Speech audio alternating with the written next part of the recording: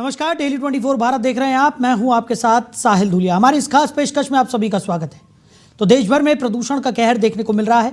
मैदानों से लेकर पहाड़ों तक आबो हवा जहरीली होती जा रही है। प्राकृतिक सौंदर्य और स्वच्छ आबो हवा के लिए पहचाने जाने वाले देहरादून की हवा इस समय गंभीर संकट में है। राजधानी का वायु गुणवत्ता सूचकांक यानी AQI साल भर में अब तक के सबसे खराब स्तर पर पहुंच गया है। केंद्रीय प्रदूषण नियंत्रण बोर्ड यानी कि CPCB के अनुसार मंगलवार को देहरादून का AQI 294 दर्ज किया गया, जो बहुत खराब श्रेणी के बेहद करीब है। इससे पहले सोमवार को उत्तराखंड प्रदूषण नियंत्रण बोर्ड यानी कि UKPCB ने AQI 299 रिकॉर्ड किया था। हालात ऐसे बन गए हैं कि देहरादून की भी हवा की तुलना अब दिल्ली NCR से की जाने लगी है। देश भर में बढ़ते वायु प्रदूषण का असर पहाड़ी शहरों तक साफ दिखाई देने लगा है। दिल्ली NCR में बढ़ते प्रदूषण से जहां लोगों में हाहाकार मचा हुआ है, वहीं उसका असर देहरादून जैसे अपेक्षाकृत स्वच्छ माने जाने वाले शहर पर भी पड़ रहा है। दिसंबर के महीने में कुछ दिनों को छोड़ दिया जाए तो लगातार राजधानी की हवा खराब श्रेणी में बनी हुई है। शाम ढलते ही शहर में स्मॉग की परत नजर आने लगती है, जिससे विजिबिलिटी भी प्रभावित हो रही है। प्रदूषण नियंत्रण बोर्ड के अनुसार देहरादून में प्रदूषण का मुख्य कारण PM 2.5 और PM 10 का बढ़ा हुआ स्तर है। विशेषज्ञों का कहना है कि इस महीने कणों का लंबे समय तक हवा में बने रहना स्वास्थ्य के लिए बेहद खतरनाक है। वहीं आने वाले कुछ दिनों में भी वायु गुणवत्ता में तत्काल सुधार की उम्मीद कम है। मौसम विशेषज्ञों के अनुसार बारिश या तेज हवाएं चलने पर ही AQI में गिरावट आ सकती है। बारिश हवा में मौजूद धूल और प्रदूषक कणों को जमीन पर गिरा देता है, जबकि तेज हवाएं इन्हें फैला देती हैं। इस प्राकृतिक प्रक्रिया को रेन वॉशआउट या वेट डिपोजिशन कहा जाता है, लेकिन फिलहाल अगले 1-2 दिनों तक ऐसे हालात बनने की कोई संभावना नहीं है। बढ़ते प्रदूषण ने खासतौर पर सांस के मरीजों, बुजुर्गों और बच्चों की चिंताओं को बढ़ा दिया है। चिकित्सकों के अनुसार जब AQI 200 के पार पहुंचता है तो अस्थमा, ब्रोंकाइटिस और अन्य सांस संबंधी रोगों से पीड़ित लोगों के लिए जोखिम कई गुना बढ़ जाता है। ऐसे में लोगों को अनावश्यक रूप से बाहर निकलने से बचने, मास्क का उपयोग करने और घर के अंदर ही रहने की सलाह दी जा रही है। देहरादून के साथ साथ ऋषिकेश की हवा पर भी प्रदूषण का असर दिखने लगा है। ऋषिकेश का AQI 105 दर्ज किया गया। ये भले ही खराब श्रेणी में ना आता हो, लेकिन साल भर अपेक्षाकृत स्वच्छ हवा वाले शहर के लिए ये चिंता का संकेत माना जा रहा है। इस बीच मौसम विभाग ने उत्तराखंड के मैदानी जिलों विशेषकर हरिद्वार और उधम सिंह नगर में घने कोहरे का येलो अलर्ट जारी कर दिया है। अन्य जिलों में मौसम शुष्क रहने की संभावना जताई गई है। देहरादून में आंशिक रूप से बादल छाए रहने के आसार है, लेकिन इससे प्रदूषण से तत्काल राहत मिलने की उम्मीद कम ही है। लगातार बिगड़ती हवा ने यह सवाल खड़ा कर दिया है कि अगर समय रहते ठोस कदम नहीं उठाए गए तो आने वाले दिनों में दून की पहचान भी गंभीर रूप से प्रभावित हो सकती है। वहीं दिल्ली NCR में हालात अब भी भयावह बने हुए हैं। राजधानी दिल्ली समेत देश भर में कड़ाके की ठंड पड़ रही है। अब मौसम विज्ञान विभाग ने 18 से 22 दिसंबर 2025 के बीच उत्तर भारत के कई हिस्सों में घने से बहुत घने कोहरे और शीतलहर को लेकर चेतावनी जारी की है। मौसम विभाग के अनुसार उत्तर प्रदेश, पंजाब, हरियाणा और उत्तराखंड में सुबह और भोर के समय विजिबिलिटी बेहद कम रह सकती है, जिससे सड़क, रेल और हवाई यातायात प्रभावित होने की पूरी आशंका है। वहीं जम्मू कश्मीर, लद्दाख, हिमाचल प्रदेश और उत्तराखंड में 18 से 23 दिसंबर के दौरान बारिश और बर्फबारी हो सकती है। पंजाब में भी 20 और 21 दिसंबर को हल्की बारिश के आसार हैं। दिल्ली सरकार ने वायु प्रदूषण में कमी लाने के लिए कई नए नियम आज से लागू कर दिए हैं। इसमें सरकारी और निजी ऑफिस में 50% वर्क फ्रॉम होम की व्यवस्था, यानी आधे कर्मचारी घर और ऑफिस करने का निर्णय और नियम लागू किया गया है। साथ ही बिना पॉल्यूशन सर्टिफिकेट के पेट्रोल डीजल नहीं देने का भी फैसला लिया गया है। BS6 से पुराने वाहनों की दिल्ली में प्रवेश पर पाबंदी लगा दी गई है। मौसम की मार से करीब 22 ट्रेनें लेट चल रही हैं, वहीं 35 उड़ानों में देरी की खबर है। तो आज इसी मुद्दे पर करेंगे चर्चा। खास मेहमान SN पांडे जी, मौसम वैज्ञानिक है, वो हमारे साथ जुड़ गए हैं। पांडे साहब, बहुत स्वागत है आपका। पांडे जी, जहां दिल्ली NCR में लोग प्रदूषण से प्रभावित नजर आ रहे थे, अब पूरे देश भर में प्रदूषण का कहर देखने को मिल रहा है। खासकर अगर हम उत्तराखंड की बात करें तो उत्तराखंड का देहरादून, जो स्वच्छ हवा और प्रकृति के लिए जाना जाता है, वहां पर भी स्थितियां काफी गंभीर अब बनने वाली हैं, ऐसा प्रतीत हो रहा है। कैसे देख रहे हैं सर? जी देखिए, जब से राजधानी बनी है देहरादून, तो देखिए वहां पर आबादी भी बढ़ी और इसी के साथ व्हीकल्स भी बढ़े, और जो लोग बाहर से घूमने जाते हैं वो लोग भी बाहर देहरादून ही जाते हैं सभी जगह, तो इसलिए वहां पे थोड़ा प्रदूषण बढ़ता है। और जो आपको मैंने बताया था कि जैसे ही तापमान गिरते हैं तो जो टेम्परेचर इन्वर्जन हो जाता है, सबसे बड़ा कारण टेम्परेचर इन्वर्जन होता है। और जैसी उत्तर पश्चिमी हवाओं की गति धीमी होती है तो प्रदूषण फिर अपने पीक पर हो जाता है, जो मानव स्वास्थ्य पर प्रतिकूल प्रभाव डालता है। तो ये स्थितियां सभी जगह हैं, चाहे राष्ट्रीय राजधानी क्षेत्र हो, चाहे उत्तर प्रदेश हो, उत्तराखंड हो, कहीं भी आप देख लीजिए, सभी जगह ये स्थितियां ज्यादा विकराल होती जा रही हैं। और इस पे जो सबसे बड़ी चीज है ना, कि हमें निगरानी रखनी है। जो भी हमारे जो हाईवे बन रहे हो या मेट्रो बन रही हो, तो शासन प्रशासन को ये निगरानी रखनी है कि जी। पानी डाला जा रहा है, छिड़काव कायदे से हो रहा है कि नहीं हो रहा है, कितनी बार हो रहा है। तो ये, इसके साथ ही ग्रीन चादर का प्रयोग हो रहा है कि नहीं हो रहा है, ये सब चीजें हैं। और इसी के साथ जो हमारे तापमान में जब WD आते हैं, वेस्टर्न डिस्टर्बेंस जब आ जाते हैं, तो पूरे उत्तर भारत में हवाओं की गति बिल्कुल धीमी हो जाती है। और जब तक WD का असर रहता है, तो अभी 3 दिन तक WD का असर रहेगा। 23 तारीख के बाद फिर उत्तर पश्चिमी हवाएं पूरे उत्तराखंड और पूरे हमारे गंगा के मैदानी भागों में, बिहार बंगाल तक अपना असर दिखाएंगी। तो दिन में प्रदूषण से भी राहत मिलेगी और आसमान साफ होगा। फिलहाल अभी 3 दिन तो स्थितियां बहुत विकराल रहने वाली हैं और विजिबिलिटी भी कम है। प्रदूषण के साथ आप देखिए, लगातार जो लोग रात में, सुबह और मॉर्निंग में, बिल्कुल प्रातः काल में जो ड्राइविंग कर रहे हैं या यात्रा कर रहे हैं, तो उनके लिए बहुत नुकसानदायक होने वाली है, क्योंकि ड्राइविंग समय बहुत संभल के करने वाली है। कोई दृश्यता जीरो, कल जीरो दृश्यता कितनी जगह रिकॉर्ड की गई है, तो जीरो दृश्यता पे बिल्कुल दिखता नहीं है। और लगातार आप देखिए एक्सीडेंट हो रहे हैं। अभी यमुना एक्सप्रेस में हुआ, और आप फुटकर रूप से देखिए रोज एक्सीडेंट होते जा रहे हैं, क्योंकि लोग स्पीड में चलते हैं और पता नहीं लगता है। ब्रेक लगाया एक ने तो देखिए 10-10, 20-20 गाड़ियां आपस में टकरा जाती हैं। तो मैं आपके सम्मानित चैनल के माध्यम से सभी को ये एक सलाह देना चाहूंगा कि अब बिल्कुल रात का, सुबह जिस समय कोहरा है, क्योंकि अब दिन में कोहरा भी 2-3 दिन रह सकता है, तो इतना कोहरा होगा और प्रदूषण होगा, साथ में इसी के साथ कुहासा भी होगा, धुंध होगी। तो ये सब चीजें, स्मोक भी हो जाता है। जब सारी चीजें मिल जाती हैं, सब में थोड़ा थोड़ा अंतर होता है जो इनकी डिफिनेशन है, लेकिन उसका एक ही काम है कि वो हमारी दक्षता कम कर देता है, विजिबिलिटी कम कर देता है। और नीचे जो हमारा नीचे धरातल है, पृथ्वी के पास है, तो यहाँ इतना प्रदूषण इकट्ठा हो जाता है कि वो ऊपर ब्रॉडकास्ट नहीं कर पाते हैं और सब नीचे बना रहता है। तो ये स्थितियां भी कम से कम 3 दिन तक, 22 तारीख तक जारी रहने वाली हैं, पूरे राष्ट्रीय राजधानी क्षेत्र में, उत्तराखंड में, पूरे उत्तर भारत में, बिहार तक यही स्थितियां रहेंगी। और लोगों को संभल कर चलने की सलाह दी जाती है। और बच्चे जो हैं, हमारे बुजुर्ग हैं, जो बीमार लोग हैं, वो इस निकलने में बिल्कुल परहेज करें, और बहुत जरूरी हो तभी बाहर निकले, मास्क लगा कर निकलें और कपड़े पहन कर निकलें, क्योंकि दिन के टेम्परेचर भी अब गिरेंगे। क्योंकि आज का जो मौसम रहा है पूरे उत्तर भारत में, पहले दिन दिसंबर वाली फीलिंग लोगों ने महसूस करी है और दिन में सर्दी महसूस करी है। तो आज ज्यादातर तापमान 15-16 तक पहुंच सकते हैं उत्तर भारत के, चाहे उत्तर प्रदेश हो, और उत्तराखंड में तो और थोड़े गिर जाएंगे। तो औसत से आज तापमान 5 से 7 और 8 डिग्री तक रिकॉर्ड किए जा सकते हैं दिन के। और देखिए, जब दिन में धूप नहीं निकलती है तभी सर्दी महसूस होती है। रात का तापमान आज 10 के ऊपर रिकॉर्ड किया गया है, लेकिन दिन में जैसी धूप नहीं निकली तो लोगों ने सर्दी महसूस की। इसी के साथ कोहरा, धुंध, कुहासा और प्रदूषण, इन सब, स्मॉग, ये सारी चीजें रहीं, तो लोगों को लगा कि हाँ, अब दिसंबर आ गया है और सर्दी शुरू हो गई है। तो ये स्थितियां अभी 3 दिन तक जारी रहेंगी। बिल्कुल। और पांडे साहब, वहीं अगर बात की जाए कि स्थितियां, क्योंकि जिस तरीके से मौसम विभाग की तरफ से भी लगातार लोगों को ये चिताया जा रहा है कि अभी जो स्थितियां हैं वो गंभीर ही बनी रहेंगी, क्योंकि मौसम में ज़्यादा बदलाव यहाँ पर अपेक्षित नहीं है, क्योंकि बारिश से ही सबसे ज़्यादा उम्मीद है कि प्रदूषण में थोड़ी कमी यहाँ पर आएगी, लेकिन बारिश की अभी कोई संभावना बनती हुई नजर नहीं आ रही।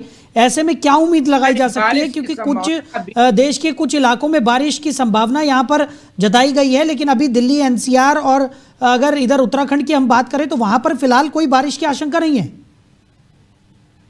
नहीं, देखिए, जब अरेबियन सी से हमें मॉइस्चर फीड मिल जाएगा, अगर WD को मिल जाता है, देखिए बारिश संभावना तभी है, नहीं तो ऊंची पहाड़ियों में बर्फबारी होगी।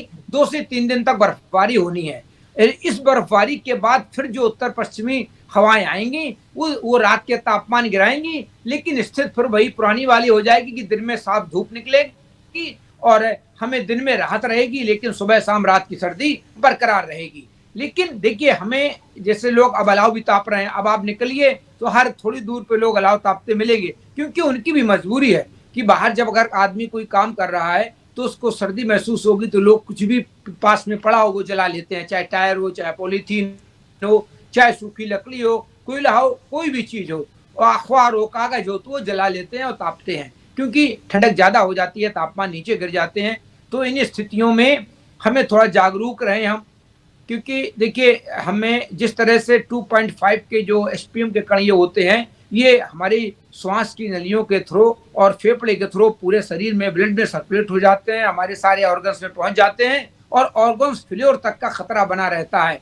देखिए कल आप कार्डियोलॉजी कानपुर की है, वहां पूरा कार्डियोलॉजी फुल थी, क्योंकि जैसी ठंडक बढ़ती है तो दिल के मरीज भी आते हैं, इसी के साथ चाहे चेस्ट के हों, चाहे लंग्स के हों, इनकी सबकी भी। तो लोग थोड़ा जागरूक हो जाएं, सतर्क रहें, ऐसी स्थितियों में घर से बाहर निकलने में थोड़ा परहेज कर लें, और अगर बाहर निकले तो पूरी तैयारी के साथ बाहर निकलें और गुनगुना पानी पीते रहें। ये सब चीजें उन्हें करनी पड़ेंगी। और जहां तक प्रदूषण और जलवायु परिवर्तन का मामला है, तो देखिए इसमें हम सभी को तैयारी करनी है, हम सभी को इसमें एक एक बूंद जैसे पानी उगती है और उससे सागर बढ़ता है, तो हम सब लोग काम करेंगे प्रदूषण से, जलवायु परिवर्तन से, जो पृथ्वी गर्म हो रही उससे, तभी होगा। हम इंडिविजुअल गाड़ियों का प्रयोग कम करें, हम परिवहन जो हमारा सार्वजनिक परिवहन है, पब्लिक परिवहन है, उसका प्रयोग करें तो थोड़ा। और जिस तरह से दिल्ली में तमाम प्रशासनिक कार्रवाइयां की जा रही हैं और बड़े कठोर कदम उठाए जा रहे हैं, इन सब की जरूरत है।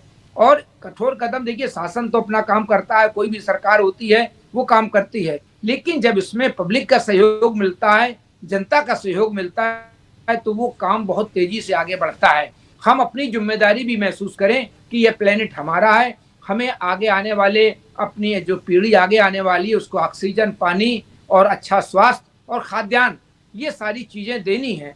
तो हमें खुद काम करना चाहिए, सबके लिए करना चाहिए, अपने आगे आने वाली पीढ़ियों के लिए करना चाहिए। तो ये सारी चीजें बहुत जरूरी है कि हम इंडिविजुअल रूप से काम करें, हम सरकारों पर निर्भर ना रहें, क्योंकि देखिए सरकारें तो बजट जारी कर देती हैं, सरकारें बाहर घर के आपके पेड़ लगा के जाती हैं, हम चाहते हैं कि उन्हीं का आदमी आए, वो पानी डाले, वही उस पर ट्री गार्ड लगाए, उसकी सुरक्षा करे। तो ऐसा नहीं हो सकता है, उसकी जिम्मेदारी हमें लेनी पड़ेगी, और तभी आगे हम इस पे कायदे से काम कर पाएंगे। और इस जो हमारी जलवायु परिवर्तन की, तापमान बढ़ने की और इसी के साथ प्रदूषण की जो बड़ी समस्याएं होती जा रही हैं, इनसे निजात पा सकेंगे, क्योंकि ये दिनों दिन बढ़ता जा रहा है। बिल्कुल। और पांडे साहब, जैसा कि आपने जिक्र भी किया है कि लगातार जिस तरीके से स्थितियां जो गंभीर बनी हुई हैं, उसमें कहीं ना कहीं जो मानव है उनकी भी बहुत सारी कमियां हैं, और उन्हें भी अपनी कमियों को यहाँ पर समझना होगा, साथ ही साथ तमाम वो कदम उठाने होंगे जिससे इस प्रदूषण में कमी आ सके। क्योंकि हम लगातार देख रहे हैं कि जिस तरीके से ये जो परिवर्तन हो रहा है हमारी प्रकृति में, क्योंकि इतनी बुरी स्थिति हमने कभी नहीं देखी। दिल्ली में लगातार जो AQI का आंकड़ा है वो लगातार बढ़ता जा रहा है, लोगों को सांस लेने में परेशानियों का सामना करना पड़ रहा है। और जैसे कि हम पहले चर्चा कर रहे थे कि हर बार दिल्ली में ही ऐसा क्यों होता है, लेकिन अब तो देश के अलग अलग जगहों पर, खासकर ऐसी जगहों का मैं जिक्र करूंगा जहां पर लोग ताज़ी हवा के लिए जाते हैं, प्रकृति का आनंद लेने के लिए जाते हैं, अब वहां पर भी स्थितियां गंभीर होती हुई दिखाई दे रही हैं। देखिए हमने उनको बिल्कुल टूरिस्ट प्लेस बना दिया है, जहां हजारों लाखों की संख्या में गाड़ी चली जाती है, जाम लग जाते हैं। आप देखिए अभी जैसी 25 तारीख होगी, आप देखिए 25 तारीख को पहाड़ों पर लाइन लगी मिलेगी, जाम लगा मिलेगा, जगह वहां है 50 लोगों की और 500 लोग पहुंच जाते हैं। तो हमें इस पे थोड़ा सुधार करना पड़ेगा कि हम, और जितने तरह से वहां निर्माण हम कराते जा रहे हैं, निर्माण बढ़ते जा रहे हैं पहाड़ों पे। हमने नदियों के किनारे जो उनका प्रवाह का क्षेत्र था, नदियों की जल निकासी का क्षेत्र था, उसको भी रोका है। तो इन सारी लगातार दिक्कतें बढ़ती जा रही हैं। अब की बार भी आप देखिए पहाड़ों पर कितनी आपदाएं आई, वही स्थितियां अब मैदानी भागों में आने वाली हैं। देखिए अब की बार जो सबसे दिक्कत वाली बात रही है कि जो हमारे संसाधन है, जल हैं, अगर ये बर्फबारी पहली है जो 6 अक्टूबर के बाद होने जा रही है, ये 3 दिन बर्फबारी होगी, क्योंकि अब की बार पूरा नवंबर और पूरा दिसंबर बीता जा रहा था, लेकिन हमारे पहाड़ों पर बर्फबारी नहीं होती। अगर बर्फबारी नहीं होगी तो निश्चित रूप से जो हमारी जीवनदायिनी नदियां हैं, चाहे गंगा हो, यमुना हो, इन सब में पानी की दिक्कत होगी। इनके किनारे पर लाखों की लोग रहती है पब्लिक, जो यहाँ सिंचाई के लिए पानी की सुविधा, पीने के लिए पानी की सुविधा इन्हीं नदियों के जरिए होती है। बड़े बड़े बांध बने हुए हैं। तो जब वहां पहाड़ों पर बर्फबारी नहीं होगी तो ये नदियां नालों में परिवर्तित हो जाएंगी। जो स्थितियां आपकी साल देखी गई, देखिए अभी तक बारिश नहीं हुई है, 2 महीने हो गए हैं, और सूखी सर्दी। और आप जो हमारी रबी की फसलें हैं, इनमें बहुत से ऐसा हमारा क्षेत्र है जो असिंचित है। असिंचित क्षेत्र होता है, वहां पर दिसंबर में एक बारिश हो जाती है जिसको महावट कहा जाता है। तो जब महावट हो जाती है तो ऐसा लगता है कि किसानों के लिए अमृत वर्षा हो। तो लेकिन महावट भी नहीं हो रही है, और ना अभी दिसंबर तक कोई ऐसा बड़ा मौसमी सिस्टम देखा जा रहा है कि उत्तर भारत में ज्यादातर इलाकों में बारिश होगी। अगर बारिश होती भी है तो कहीं कहीं पहाड़ों पे होगी, और बहुत ज्यादा अगर अरेबियन सी का सपोर्ट मिल जाता है तो कहीं पंजाब में थोड़ी बहुत बूंदाबांदी और दिल्ली या राजस्थान में थोड़ी बहुत बूंदाबांदी हो सकती है। बाकी अच्छी बारिश के लिए अभी दिसंबर पूरा बीता जा रहा है। तो ये जो चीजें हैं ये हमारे माथे पर चिंता की लकीर खींचने वाली हैं और बहुत चिंताजनक है। इन पर शोध का विषय है कि आगे अगर इस तरह के आता रहा तो क्या होगा। क्योंकि देखिए प्रदूषण कितना भी हो, अगर एक बार बारिश हो जाती है तो प्रदूषण 0 हो जाता है। तो ये भी एक बड़ा कारण है कि लगातार बारिश का ना होना, लगातार उत्तर पश्चिम हवाओं का ना चलना, ये और ही जो टेम्परेचर इन्वर्जन होना, बहुत सी, और हम अपने पे सुधार ना करना। हर आदमी को इस पे अपनी महसूस नहीं करना कि हम भी कुछ ना कुछ इसमें अपना योगदान करें और हम भी। तो ये सारी चीजें हैं जिनकी वजह से लगातार स्थितियां बिगड़ती जा रही हैं पूरे देश की। दिल्ली हमारी गैस चैम्बर बन गई है, और दिल्ली के लिए तो डॉक्टरों ने ये कहा कि जो अस्थमा या इस तरह के बीमारियों से ग्रस्त लोग हों वो 2 महीने के लिए दिल्ली छोड़ दें। तो बताइए इससे बड़ी स्थिति क्या हो सकती है कि हमें अपना शहर छोड़ना पड़े, जो वहाँ के वायु प्रदूषण इतना हो जाए। तो स्थितियां निश्चित रूप से ये सारा कर रही हैं कि कहीं ना कहीं हम अभी भी चेत जाएं, और अगर हम आगे नहीं चेतते हैं तो निश्चित रूप से आगे आने वाली पीढ़ियों को हम पानी, ऑक्सीजन और खाद्यान्न उत्पन्न कराने में असमर्थ हो जाएंगे। अगर हम इंडिविजुअल रूप से इस पर काम नहीं करते हैं, हम सरकारों पर दोषारोपण करते रहते हैं, ऐसा नहीं हो सकता है। सरकारें अपना काम करती हैं, कभी कम कभी ज्यादा, कभी थोड़ा बजट होता है, कभी ज्यादा बजट होता है। लेकिन अगर हम व्यक्तिगत रूप से इन पर काम करेंगे और इंडिविजुअल रूप से काम करेंगे तो हमें इस पर सफलता मिल सकती है। स्थितियां बहुत विकराल हैं। अच्छा पांडे जी, जिस तरीके से हम लगातार चर्चाएं कर रहे हैं, पिछले 2-3 दिनों से हम लगातार इस मुद्दे पर बने हुए हैं, क्योंकि काफ़ी गंभीर ये मुद्दा होता जा रहा है। कई तरह के कदम यहाँ पर उठाए गए हैं। दिल्ली एनसीआर की अगर मैं बात करूँ तो यहाँ पर जो स्थितियाँ हैं वो काफ़ी गंभीर हो गई थी, जिसकी वजह से ग्रैब 4 लागू कर दिया गया। यानी पर्यावरण के लिहाज से काफ़ी कड़े नियम इस वक्त दिल्ली एनसीआर में देखने को मिल रहा है। बिना पीयूसी के पेट्रोल डीजल यहाँ पर लोगों को उपलब्ध नहीं हो रहा है। साथ ही साथ बाहर से आने वाले B6 से जो नीचे के इंजन वाली गाड़ियां हैं उन पर भी रोक लगा दी गई है। साथ ही साथ ऑफिस में भी वर्क फ्रॉम होम यहाँ पर लागू कर दिया गया है। इन कदमों से कितना फायदा मिलता हुआ नजर आ रहा है, एक मौसम वैज्ञानिक के तौर पर क्या कहेंगे आप? देखिए जैसा हमने बताया ना कि कदम उठाने पड़ेंगे, लेकिन सरकार कदम उठाती है, लेकिन हमें उसका पालन करना है ना। हम जब व्यक्तिगत अपनी जिम्मेदारी समझेंगे कि हमें पृथ्वी का तापमान कम करना है, हमें ग्रीन हाउस गैसेस का उत्पादन कम करना है, तो इसके लिए हमें व्यक्तिगत रूप से काम करना पड़ेगा। हमें अपनी जिम्मेदारी समझनी होगी हमारे देश के हर नागरिक को, तब हम इस पे सफलता मिलेगी हमको। और लोग कर भी रहे हैं, जागरूक हो रहे हैं। देखिए पराली का मामला था तो किसान अब की बार जागरूक हुआ और पराली पे उसने बहुत, हम लोग लगातार यूनिवर्सिटीज में ट्रेनिंग देते हैं किसानों को, पराली मत जलाएं, पराली का इस तरह से आप उपयोग करें, उसमें इस तरह से डाल के उसको खाद के रूप में प्रयोग करें। तो लोग करने भी लगे हैं, लेकिन देखिए समय लगता है, लोगों को समझने में टाइम लगता है। लोग वो काम करते हैं जिसमें उन्हें बहुत जल्दी वो आग लगा दी, साफ हो गया। तो धीमे धीमे जागरूकता बढ़ती है। जागरूकता बढ़ाने के लिए हमें थोड़ा टाइम लेते हैं। हमारे देश में टाइम लगता है इस चीज में कि कोई भी चीज, अगर आप शोध भी कोई आता है नया जब फील्ड में, तो उसको जब किसान देखता है कहीं खेत में जाके कि अरे भाई ये देखिए वो बीज आया था, बड़ा अच्छा हुआ, तभी किसान उसको आगे करता है। तो ये हमारे देश का है, कुछ इस तरह की संस्कृति है हमारी कि हम जब देखते हैं कोई चीज अच्छी तभी उस पर करते हैं, तो आगे लोग जागरूक हो रहे हैं, ये तो देखा जा रहा है। लेकिन इसमें जिस तरह से बढ़ता जा रहा है ना, वो निश्चित रूप से हमारे मानव स्वास्थ्य के लिए, पशुओं के स्वास्थ्य के लिए, हमारे बच्चों के लिए, हमारी गर्भवती महिलाओं के लिए, किसी के लिए भी ये प्रदूषण अच्छा नहीं होता है, क्योंकि लाखों मृत्युएं, लाखों लोग काल कलवित हो रहे हैं सिर्फ प्रदूषण के कारण पूरी दुनिया में। ऐसा नहीं है कि ये समस्या कोई हमारी दिल्ली की है या हमारे देश की है, ये सारी समस्याएं जितनी भी हैं ये सब जलवायु परिवर्तन से संबंधित हैं। और जिस तरह से क्लाइमेट चेंज हो रही है, पृथ्वी गर्म हो रही है, तो जब पृथ्वी गर्म हो रही है तो ये सारी चीजें होती जा रही हैं, बढ़ती जा रही हैं, ग्लेशियर हमारे पिघल रहे हैं। अब देखिए अब की बार जो हमारी ध्रुवीय हवाएं होती हैं वो ध्रुवों में ही रहती हैं, लेकिन अब की बार वो कमजोर हो गई थी। उन्हीं की वजह से हमारे पूरे भारत में और भारत के साथ जो हमारा यूरोप है और अमेरिका है, यहाँ पर भी जो सर्दी बढ़ी, वो जो हमारी ये ध्रुवीय भंवरें थी, जो ध्रुवीय हवाएं ठंडी होती हैं, जो वहीं तक सीमित रहती हैं, वो नीचे आ गई अक्षांशों में, ऊंचे अक्षांशों से, जिससे जो रात की सर्दी बनी रही, नहीं तो ये सर्दी भी नहीं होती। और इस तरह के हालात हो रहे हैं, क्योंकि अगर ध्रुवीय हवाएं कमजोर होंगी तो निश्चित रूप से ठंडक पूरे हमारे जो भूमध्य रेखा है वहां चारों तरफ से सर्दी बहुत बढ़ सकती है। ये स्थितियां अगर आगे भी बनी रहती हैं तो ये निश्चित रूप से कहा जा सकता है कि बहुत दिक्कत करने वाली हैं हमारे जनजीवन पर। और जिस तरह से आप देखिए उत्तर भारत में बारिश भी कम हो रही है। मैं आपको डाटा बताऊं कि अब बारिश कम होती जा रही है। और एक जो सबसे बड़ा कारण देखिए आप कि जो हमने कंक्रीट के जंगल बना दिए हैं शहरों को, तो उससे ये सबसे बड़ी चीज होने लगी कि ठंड भी जैसी टेम्परेचर गिरता है तो वो पथरीला तुरंत ठंडा हो जाता है, टेम्परेचर गिर जाते हैं।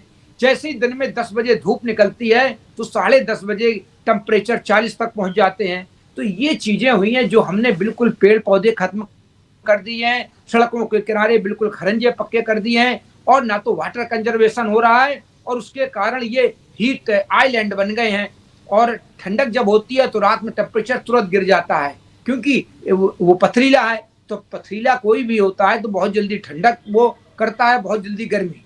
तो ये चीजें पूरे जो हमारे मेट्रोपॉलिटन सिटी हैं, चाहे राष्ट्रीय राजधानी क्षेत्र हो, आगरा, लखनऊ, कानपुर, सभी जगह ये स्थितियां लगातार बढ़ती जा रही हैं। और आप देखिए जो तापमान कभी 12 से 1 बजे तक बढ़ते थे, अब तापमान वो 10:30, 11 बजे हो जाते हैं। तो देखिए अगर ये स्थितियां रही तो निश्चित रूप से हमारी वर्किंग कैपेसिटी है उस पर एक प्रभाव पड़ने वाला है। हमारे काम के घंटे कम हो जाएंगे, और जब काम के घंटे कम होंगे तो हमारी जो भी हमारी अर्थव्यवस्था है उस पर भी असर पड़ने वाला है। तो जो इसका बहुत दूरगामी परिणाम आने वाले हैं वो बहुत खतरनाक हैं। उनके लिए अगर अभी आप कहते हैं तो वो बहुत पैनिक लगते हैं कि बहुत बड़ी वजह तो इस तरह कह रहे हैं। जैसे वैज्ञानिकों का कहना है कि 2050 में अगर इसी तरह तापमान बढ़ता रहा तो सारे ग्लेशियर पिघल जाएंगे, और जितने भी समुद्र किनारे शहर हैं, और ये तो आप देखिए पानी लगातार समुद्र में बढ़ता जा रहा है। बहुत ऐसे देश हैं जो खत्म होने के कगार पे आ गए हैं, उनका बिल्कुल वो डूबने वाले हैं। कुछ ऐसे देश भी हैं जिनकी स्थितियां आ गई हैं, और समुद्र का तापमान, पृथ्वी का बढ़ने से, समुद्र का तापमान बढ़ने से ये चीजें हो रही हैं। जिस तरह से अब की बार लानीना भी एक्टिव है और ध्रुवीय हवाएं भी नीचे आ रही हैं, और उसके बाद अगर बर्फबारी भी हो जाती है हमारे पहाड़ों पर तो फिर सर्दी तो पड़ेगी ही, क्योंकि तीनों चीजें ये सर्दी के लिए ही जानी जाती हैं। चाहे हमारी ध्रुवीय हवाएं उत्तरी ध्रुव से नीचे आ जाएं, चाहे हमारे लानीना एक्टिव हो जाए, और चाहे हमारा जो है इस पे बर्फबारी हो जाए पहाड़ों पर।